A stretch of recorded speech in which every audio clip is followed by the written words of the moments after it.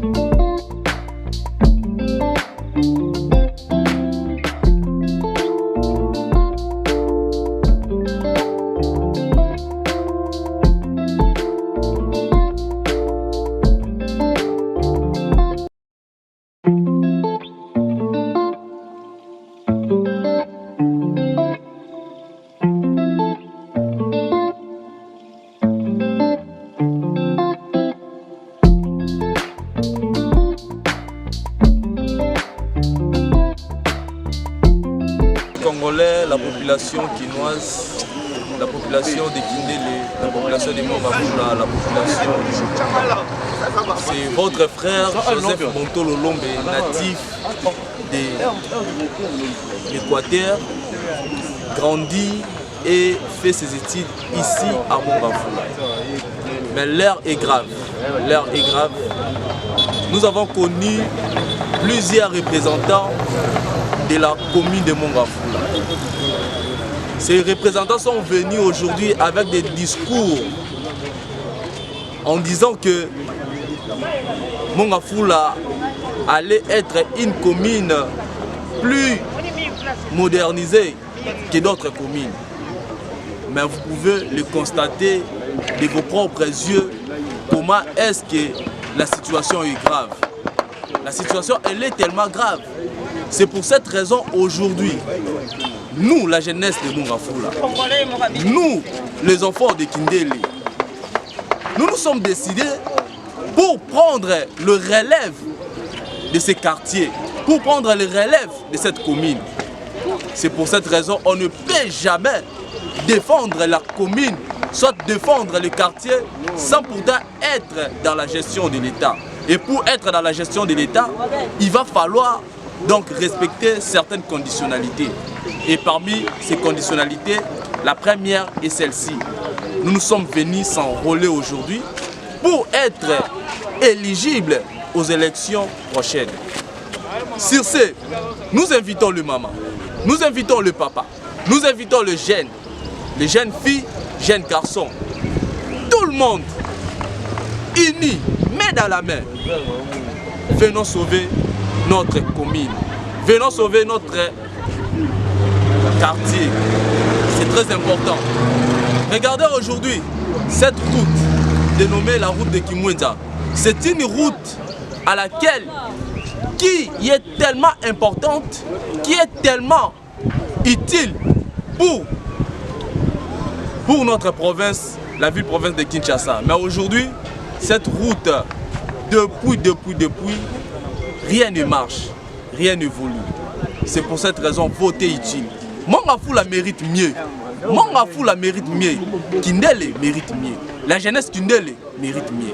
C'est pour cette raison, moi, votre fils, votre frère, votre petit frère, votre petit-fils, votre cousin, votre neveu, je me suis engagé pour ce combat tellement loyal. C'est lui de défendre mon quartier, c'est lui de défendre ma commune et c'est lui de défendre mon district. Je vous le dis, mes frères, mes soeurs, mes mamans, mes cousins, mes tontons, soutenez votre frère, soutenez votre fils. J'ai vécu ici, je connais les souffrances de Kindélé. Il n'y a pas d'eau à Kindélé. Il n'y a pas une bonne infrastructure à Kindélé. Pour aller à l'école, il va falloir descendre, aller chercher de l'eau dans des forages. Il n'y a pas d'eau à Kindélé. Et aujourd'hui, la jeunesse s'est dit non, on ne va pas voter des gens, soit donner aux gens de voix, des gens qui viennent juste pour les intérêts personnels. Nous voulons des personnes engagées qui veulent l'intérêt de Kindélé. Regardez Kindélé. Regardez Kindélé. Kindélé aujourd'hui, il mérite mieux. Mongafula mérite mieux. Nous venons auprès de vous. Permettez-moi, je le dis quand même avec mon cœur, parce que je suis convaincu que je connais les souffrances de Kindélé. Je connais les souffrances de Kindélé. J'ai vécu à Kindélé. Des fois pour aller à l'école, il me fallait aller chercher de l'eau. Après avoir cherché de l'eau, il n'y avait pas d'électricité pour même repasser mes uniformes. Et pour arriver à l'école, il m'a fallu faire des kilomètres, descendre dans des ravins pour monter, pour aller à l'école. Mais aujourd'hui, si nous avons souffert, nos frères, nos sœurs qui viennent après nous doivent quand même vivre une vie heureuse, doivent quand même vivre dans de bonnes conditions. C'est pourquoi nous nous sommes engagés. Je suis votre frère, je suis votre cousin, je suis votre enfant, je suis votre petit enfant, Joseph Bontolo Lombe. Et aujourd'hui, je le prononce officiellement.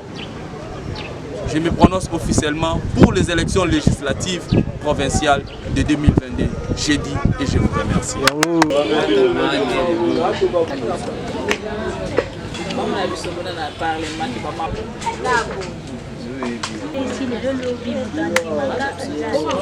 Très bien Kindele. Kindele est vraiment fief nangai. Et de temps en temps, les gars toujours awa. Et na kosenga ete ba maman côté na bino boye bandeni ya ko s'organiser. Bo s'organiser boluki, bo créer ta comité moko ta 3 4 ta 5 maman. De sorte que bo sala comité moko bo ngana ko banda koya wana pona koyo kaka ba posa na bino ba souci na bino. Et c'est très important. Tozana makoki ya belete mais moi mukero tozana ngo ekoyi ko sunga ete te bata ko trouver ata moi solution et pas bande ko na biso ba lek na so classe ya mikendenge ni pété. Pour ça, moi, le comment que là, si y moi pantalon, moi bikité. Et c'est très important. Bah maman, pour ça, les structures na bino moko, on a quoi accompagner bino. Na quoi accompagner bino parce que pour ça, bah maman. C'est bien important si y a bah maman. À part yango, ça dérouter certainement pays na biso et que soit les sous-souper tout en avenir y a malam. Ceux qui veulent le geste s'engager, c'est parce que tout le monde met gestion. Ceux qui sont là jeunesse tous s'engager parce que tu se rendre compte que bon bazala qui liboso la biso to kolobate ke basali mabe basali oya bango mais esi ka balinga ba komisa biso ba komisi biso te yango na biso jeunesse to yende balobi kaka musabi moko esukula ka elongi te pona elongi esuka ma isinga ka misabi nyonso tu mitano esanga na pona esukula elongi c'est de même que ba o ba ki liboso so basali oya bango biso pe tozoya to bakisaka un plus na kati ya édifice wana pona esunga biso ke lelo Kindele ezongela esika nango ezala na place nango tala lelo kini bopeto ezosuka kaka na ba matete kini bopeto ezosuka kaka na ba limité kini bopeto komona ngo na lemba siko ina tuna monga fula ezala na communauté Kindele za quartier te pona nini kaka boy o mona ya yazala kini maele bobandi ko sala ti ya Alexis Vika ka ba komi kaka raisonner moko boy ozomona eza malamu te. Alors qu'est-ce qu'il faut faire? Il faut tout relever jeunesse. Pour ceux qui l'ont pas député a. To bimisi le ba bourgmestre, to bimisi le a ba joueur ba tout ya malamu e ko sala ke Kindele pe e kende pe sango ne ba ndile kenda sango ndenge ba quartier mususu kenda sango. Et pour na e kende sango za biso, eza biso a ne bana Kindele. Mutu mususu akoya te. Bondi mate ba message yo ba benga ba message moko fallacieuse. Ba la bino avec des gens qui viendront pour vous dire ceux qui ont voté ngai na ko pesa bo na ko sala obwe.